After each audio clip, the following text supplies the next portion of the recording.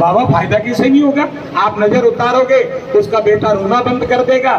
और बाबा आप चिंता मत करो, आपको जो भी दक्षिणा लगेगी मैं दिला दूं।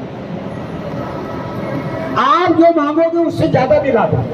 आज चलो, बाबा बेचारी बहुत दुखी है। तो उन्होंने कहा उसके घर जाने का कोई फायदा नहीं है। कहा गए ही नहीं और पहले से ही कह रहा हूँ फायदा नहीं है।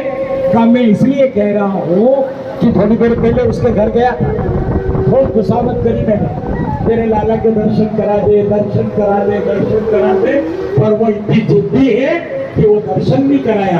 अब तो ले जाएगी, क्या फायदा होगा जब तक मैं देखूंगा नहीं नजर किसकी लगी है, कैसी लगी है, कौन सा मंत्र काम आएगा, कौन सा सामान लगेगा।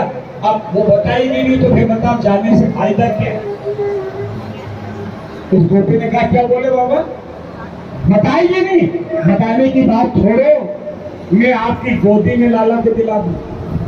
कब आप पक्की? कहा ठीक है। तो काम बस यदि तूने लाला को मुझे गोदी में दिला दिया तो फिर मैं